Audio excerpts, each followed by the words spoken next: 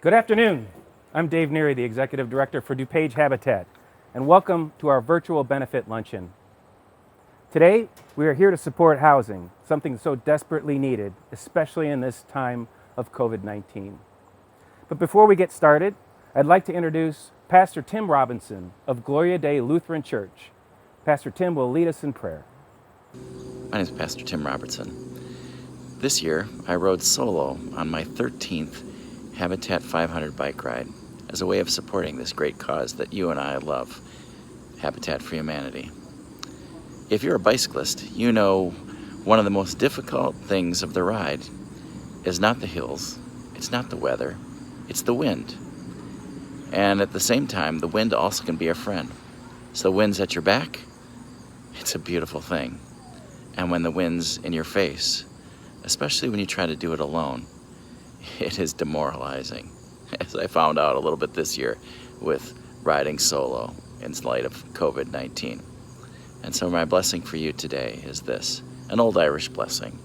May the wind always be at your back. May the sun shine warm on your face. The rain fall soft upon your fields until we meet again. May God hold you in the palm of his hand. And God has, and God does, and God will. We are better together, especially when there's difficult winds ahead. Blessings, grace, and peace. Thank you, Pastor Tim. We want to thank you again for being here and joining us. For the next 35 or 40 minutes, we're going to talk a little bit about the housing issues that we have here in DuPage County and that exist across the world. And we're going to ask you for your support, because in times like this, we all realize how needy a house is for a family to be able to thrive. It's something that we depend on. If we're going to shelter in place, we need a decent shelter. And I also want to thank our sponsors. They've already contributed to make this event happen. Nicor Gas, Wheaton Bank and Trust, Oxford Bank, and Hillwood. We're gratefully appreciative of your support for this event and allowing it to make it happen. And as we move forward, I happen to be in a Habitat house. This is a recently completed house. We'll be passing this along to a family that will purchase this house. A lot of things that people don't realize about Habitat for Humanity is it's as much about paying it forward as it is about meeting the needs of folks. So these people will be moving in, paying a mortgage, and the money that goes to that mortgage will help build more houses. That's how Habitat began over 40 years ago. And that Fund for Humanity, the circulating mortgage, continues to build houses to this day and has made us one of the largest home builders in the country. In just a minute, we're going to hear from Evelyn Sanguinetti. We're very thankful to have her here today from Hope Fair Housing. Hope's a partner in that it advocates for people that need housing and are discriminated against for various reasons. She will tell you more about that in just a minute. And right before we get to there, I just want to thank you again and remind you that this is your opportunity to make a donation. So go ahead and press that button that's on your screen. We appreciate your support right now. And without further ado, I want to take this time to introduce Evelyn Sanguinetti, Executive Director of Hope Fair Housing. Hi, buenas tardes, good afternoon. Thank you so much for having me today at Habitat for Humanity of DuPage first virtual luncheon. You know, I was so excited when I heard that I'd be keynoting today. Why? Because we've all been living together apart for quite some time, so this is a true virtual treat. So many of you may know me as Illinois' 47th Lieutenant Governor. That was my last job. Presently, I took in a different job, and I'm very excited about that. I'm the Executive Director at the Hope Fair Housing Center right here in downtown Wheaton, Illinois. You know, Habitat for Humanity and Hope, we have a lot in common. You know what that is? Well, we both believe in housing opportunities for each and every one of us. So again, thank you for inviting me today. Now, when we talk about hope and our vantage point and what we do here, it's really very similar to what Habitat for Humanity does for everyone. As far as hope is concerned, what we do is that if somebody believes that he or she was a victim of discrimination, we do intake. We also do education and outreach. to make sure that everybody knows their rights under the Fair Housing Act. But you know, sometimes the wrongdoers don't learn from all the education and all that outreach. And so what we have to do is take matters to court if need be. Now, with the settlements in court, we turn around and we do some really wonderful things. We get more boots on the ground so that we can fight discrimination and segregation at every level, but we also do other projects, such as being able to help families that don't have accessible homes, and that's been another great thing that we're able to do here at Hope. Now, when I was invited here, I was very, very excited because when I think about housing, I think about my personal story. And I'd like to tell you about that journey. Because when we think about affordable housing, when we think about housing all together, it has a different picture in all of our minds. So me, I come from a family of immigrants and refugees. So when I think about housing, I think about the American dream, el sueño americano. You see, my background is not your typical background, but it's definitely very American. My mother is from Fidel Castro's Cuba, and she tells me her stories about what it was like when she was being raised in a communist regime. She told me that once Fidel Castro got to the island, what he told our people was, relax. Batista is no longer here. Since we're not at war anymore, give me your ability to defend yourselves. Well, he was so charismatic, my mom tells me, that we did that. We did that because we were not at war anymore. And then we saw our freedoms disappear shortly thereafter. We could no longer pray to the God that we chose. We could no longer go to church. We could no longer read the things we wanted. We could no longer congregate in groups of 3 or more in the sidewalk. And then you know what happened? Our properties were taken away. So the reason why my mom's side of the family fled Fidel Castro's Cuba was because it is only in America that you could rise like the foam, as my mom used to say, en este país vas a subir como la espuma. So they all fled Cuba to be able to attain that American dream. And for them, it was a piece of property, a piece of that American pie. Now, my father's side of the family, I'm not ignoring him. My father is an immigrant from Ecuador. And that brings a whole host of other issues because my grandmother, Clara Luz Marañón, she used to always tell me that she studied really hard and she became an X-ray technician. And my grandfather, Raúl Marañón, drove a cab. Now you would think in Ecuador with 2 hard-working family members that they could attain housing in a decent place, in a decent neighborhood. But that was not the case. They needed to leave Ecuador because affordability was a huge problem in Ecuador. You see, in Ecuador, you had the very rich and then you had the very poor. There was, and still is not, a middle class. So that side of the family fled as well to be able to study in the United States, achieve that American dream, and ultimately be able to afford to live in a decent place, in a decent neighborhood. So both families come to the United States as immigrants and refugees. And you know what? A lot of people think, okay, if you get to Florida, you land in Miami right away. Well, no. If you are poor and if you are an immigrant or a refugee, you got to work your way up to Miami. So what happened to my parents is that they started off in a poor commercial community called Hialeah, Florida. My parents met at an apartment complex and I came shortly thereafter.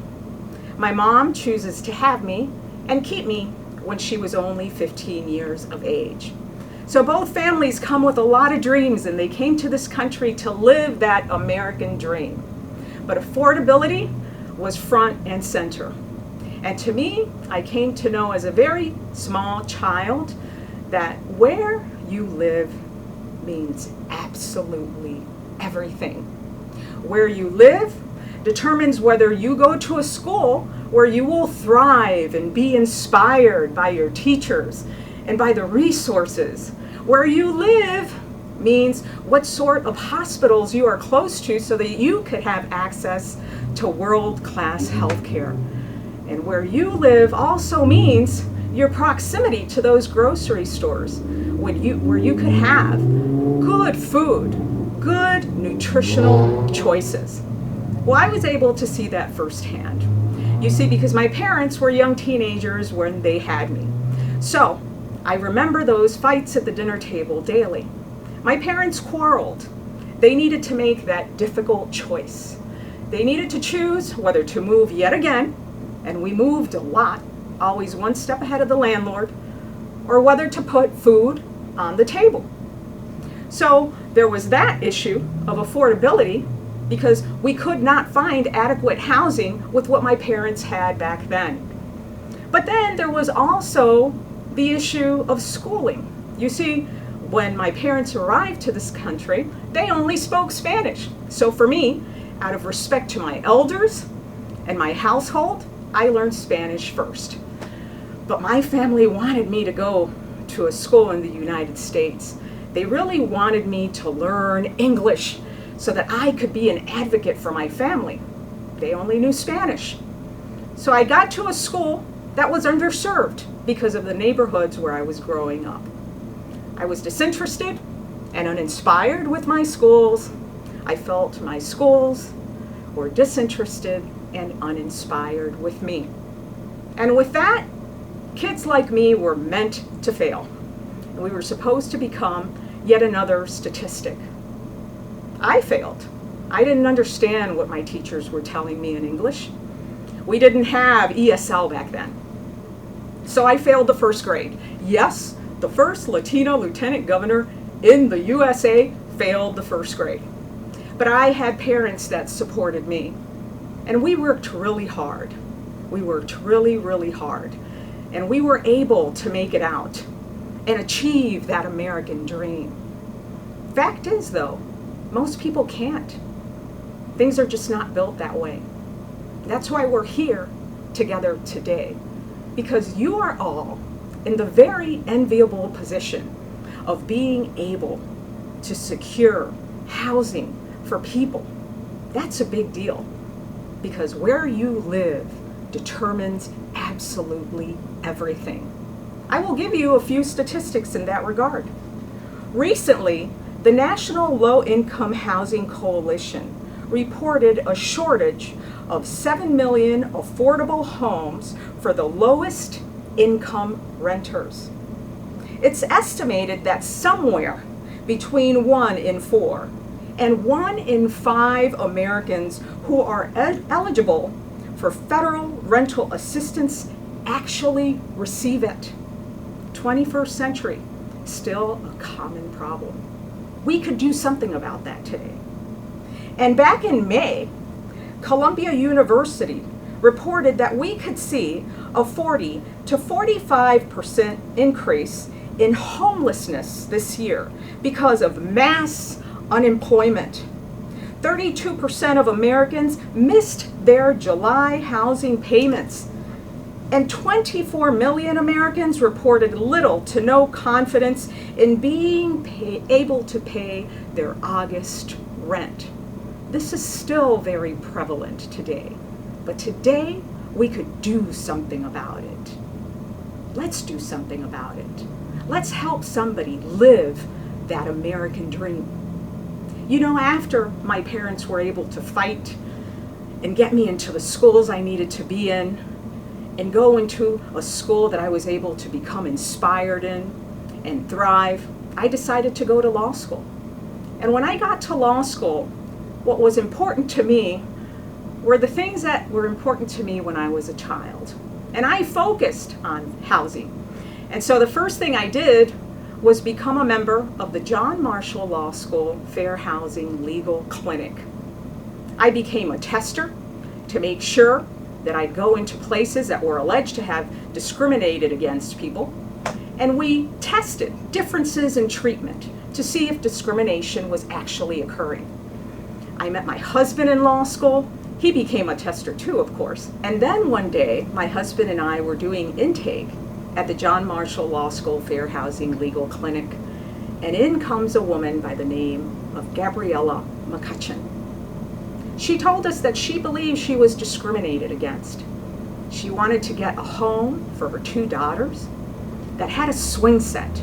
You see, to her, her American dream was to watch her daughters play in that swing set. To her, being able to get that home meant that she made it, that she achieved that American dream. But you know what? She was turned away. She was turned away because she tried to use a housing voucher. You know, that's illegal. So my husband and I decided to take the case, a case of first impression, to a tribunal called the Chicago Commission on Human Relations. And we both won, as well as Gabriella McCutcheon and her two daughters. You see, where you live does mean everything. And Gabriella McCutcheon was ultimately able to see her two little girls play in that swing set. My question for all of you today is, what does your American dream look like? We all have one. But the thing is, all of you stand in the position today to be able to make somebody's American dream come alive by donating what you can to Habitat for Humanity. Now, I know times are tough. I know a lot of people have lost their jobs. A lot of people just don't know what our future holds. I get it. Times are very tough.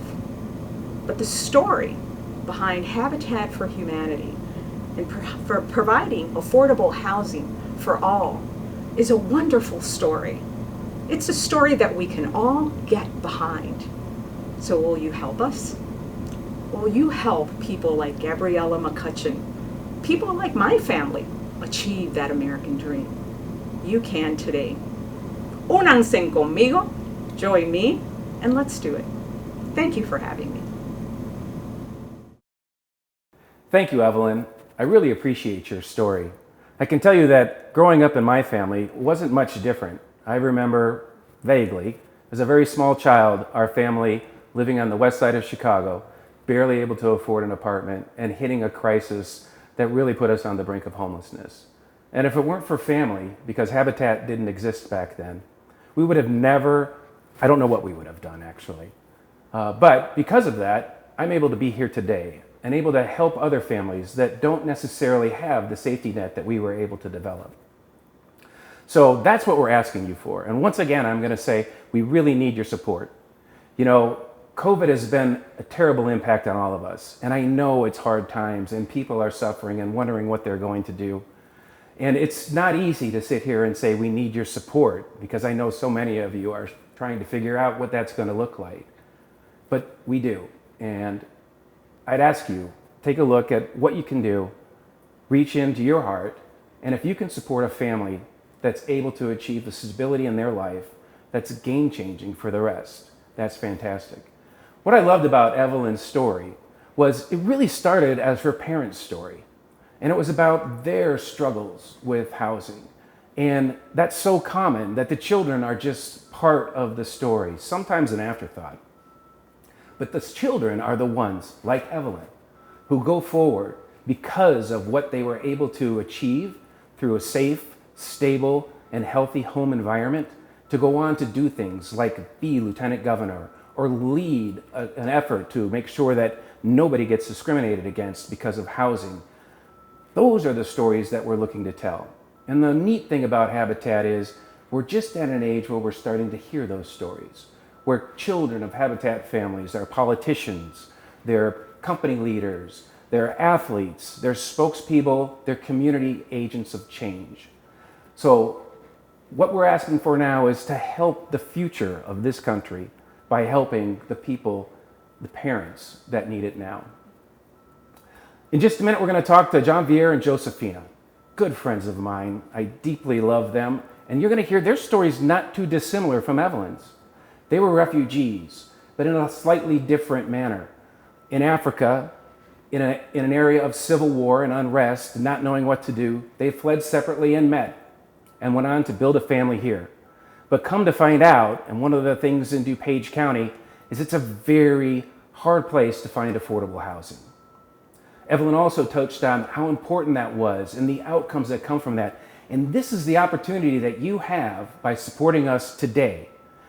Just a few years ago, a study coming out of Harvard indicated that children that were able to have stable schooling, go through one school system, had much greater chance to have increased and viable income at their graduation. As a matter of fact, it was 1.7% per year. And so if you take that over a 12-year educational system, it's a huge impact.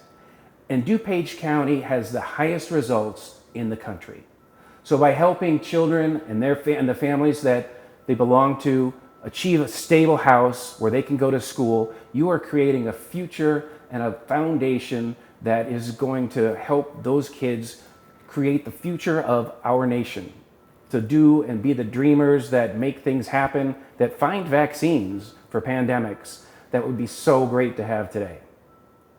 And so with not too much to do, I'm going to now let you hear Jean-Pierre and Josephina's story and welcome you to their lives.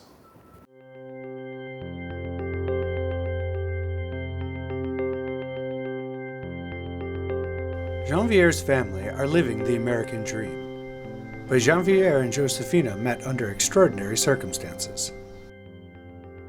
I met her in a choir in a camp refugees. Yeah, I was in the refugees camp. In the So refugee camp? I went to same church. We have a big choir. We sing in the same choir. That's how we met each other. After starting a family and moving from the Congo to the U.S., they were met with a whole new set of challenges. When we come from Africa, it was December 5, 2007. We get here in America. We was not speak English. We just get a translator to help us. After like 3 months, I went to school to study English, and then I tried to speak a little bit, by step. Owning a house, that's never saw that ever as being a possibility from us, from where we came from. I just assumed that we'd always just be moving around all the time to new houses and new neighborhoods. They made a life for themselves and their family grew, but it was becoming obvious they needed a safe and stable place to call home. After bad landlords, mice, and floods, it seemed as if they would never get to settle down. But then they found Habitat for Humanity. Yeah, I find a Habitat because of my daughter. He was in a school. After the school, he get a couple files for Habitat. So after that, I take that paper. I give my daughter, he gave it to me. I look the address, I put a map, I go to Habitat. If I get a chance, I can get this house. It'd be good for the family because it's better. Maybe I can get the same price, it's safe, it's kind of good. They would work the hours they needed and in the end be able to afford a stable, safe home. I did 100 hours, construction, restore, yeah, different places, yeah. We got accepted, and then we started volunteering, working the hours at the Human Resource Center. After moving halfway across the world and with so much uncertainty, their hard work paid off. Because of their work with Habitat for Humanity, they now have a solid foundation and a place they call home. You can work a couple hours, you can get a house. After I look at the paper, I say, I'm excited. Every day they feel truly blessed and don't take anything for granted. Me and my sister and I guess my brother, we have bought more games so we can actually play with each other. We bought Uno, Connect 4. It's really fun. But now I guess I'm really happy that my dad did it because I guess it's just better for us as a family, and we're definitely gonna stay in this house longer, so I guess we can grow more and grow older together in this house. I was like, oh my gosh, we're actually about to own a house. And then when we actually came here for the first time and saw it, I was like, wow, we're actually gonna be living in here. And I was actually surprised and wowed and grateful for my parents and God for providing this for us, and Habitat as well, because I don't know where we'd be without them, honestly. Yeah.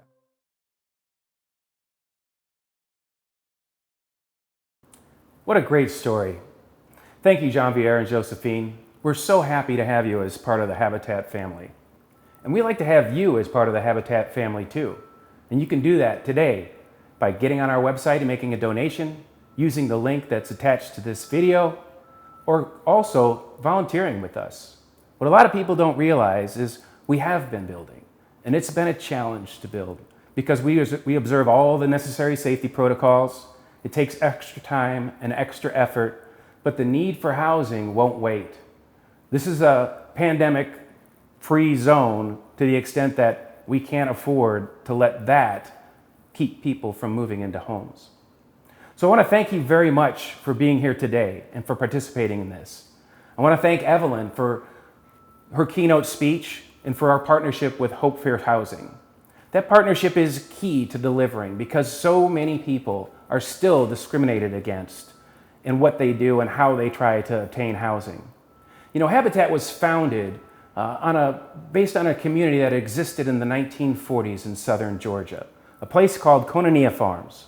And down there, it was a totally integrated community where people worked together side by side, of all faiths, of all ethnicities, races, and they worked together for a common cause to support each other and to preserve a good home building area. It started with farming, and they had communal farming, and then later spawned into partnership housing, which eventually developed into Habitat housing.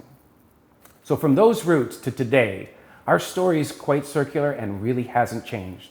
We're all aware of what's going on in the world today, that Black Lives Matter, that Habitat's here for all people, and that's exactly the precepts under which we were founded back in 1976. So become part of us today. Carry forward that tradition. You know, it took us over 8 years to build our first 10,000 houses. And now we do well over that every year. As I mentioned, we're one of the top builders, and we're one of the top builders because of people like you, of folks that get involved in our mission. We can't do this without your support, both financially and through your volunteer hours. We're the largest nonprofit builder in the world. We want you to come and join that mission. Prior to being part of Habitat, I was a builder. And I loved building. I've always loved building. But what I found in coming to Habitat is I've fulfilled my mission. This is the passion about making a difference, about seeing people's lives changed in a way that you can't begin to imagine. But by coming out here, by seeing it, by meeting people like Jean-Pierre and Josephine, who work with you side by side building homes, you'll get to experience that. You'll see the joy and the reward of what it comes from giving back, making a difference, and creating incredible, incredible impact on people's lives. And I'm not talking about the families, I'm talking about yours. It made that impact on me. It's why I'm here today. I invite you to join me in that. Again, thank you for being here. I want to thank our sponsors for letting this happen: Nicor Gas, Wheaton Bank and Trust, Oxford Bank, and Hillwood. We really appreciate your support. And once again, I'm going to ask you, the folks watching, for your support. That's what we need to close this loop. So take advantage, click on those links. I look forward to seeing you out at one of our build sites in the very near future. Good day and God bless. So,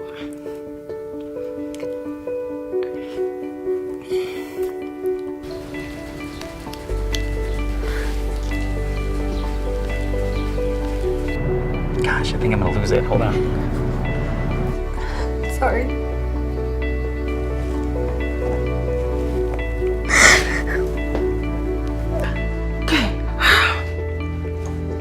Okay. Ja, sie ist da.